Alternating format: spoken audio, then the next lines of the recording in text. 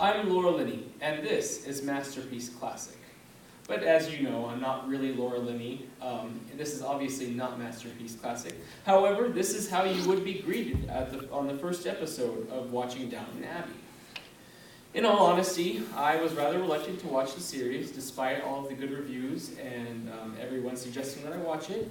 However, after it aired and the first season was put on Netflix, I finally kind of jumped on the bandwagon, and I fell in love not only with, the show, but the characters, the setting, and of course the 1913 to 1920 era.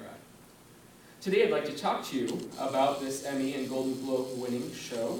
And for those of you who are not familiar with Downton Abbey, it is a period drama co-produced by Carnival Films and Masterpiece Classic.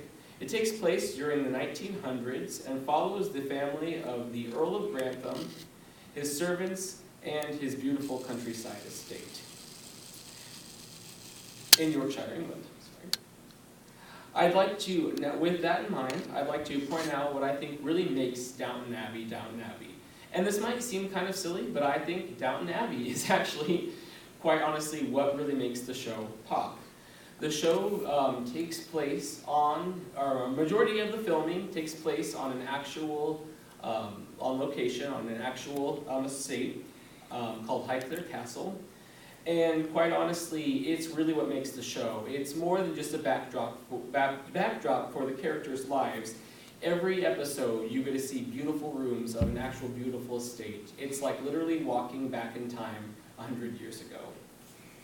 What really makes it the star, though, is how it actually is the center of the plot. It's the duty of the Earl to keep the estate running, to keep people employed, servants, farmers. That way the village can be supported, and it also helps overall the entire county.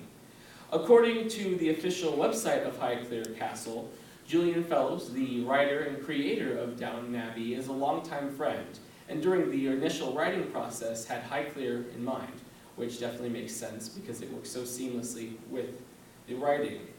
Highclere isn't the only slice of living history in the show. In ABC's 2020 special, Beyond the Castle, Julian Fellowes also reveals some real-life inspiration that he had for the plot. The Highclere Castle estate is actually run by the Carnarvon family.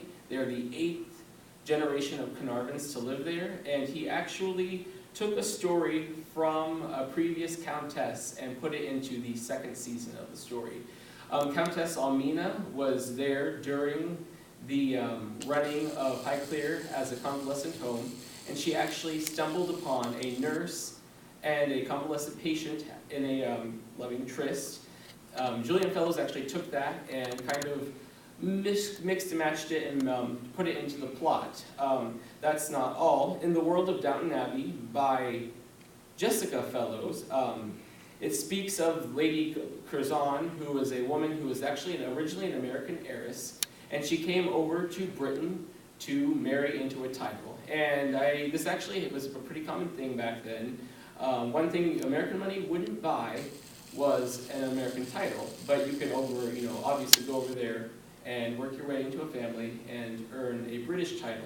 And it served kind of a dual purpose. During that time, a lot of estates were kind of short on funds, so it worked out really well. History is not used just in the characters in the small story arcs, but the first episode, the episode starts out the day after the Titanic sank, and it affects the rest of the series. They lose their heir on the Titanic. The Earl and Countess of Grantham only had daughters, so they were relying on a distant cousin to marry their daughter to keep the estate in the family. So from then on, it just really sets the tone. And what's really beautiful is that history continues to shape the lives of these people and the estate. I think my favorite thing, though, about the series is the fellowship and fandom that come along with it. I love how I have met people and become friends with them because they are fans of the show. It really made it easy to become friends with them.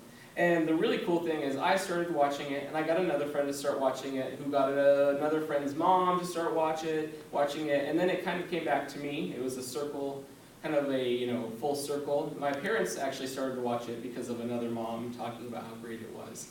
And because of that, it's really cool that we kind of have a tradition now that if I'm at home on a Sunday, we eat dinner and then we actually go and sit down and watch TV together rather than in 3 separate rooms.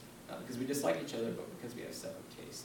So, looking at the, whether you are a fan of the breathtaking castle or the English countryside or of history or a scandalous plot, you're sure to find something in Downton for you.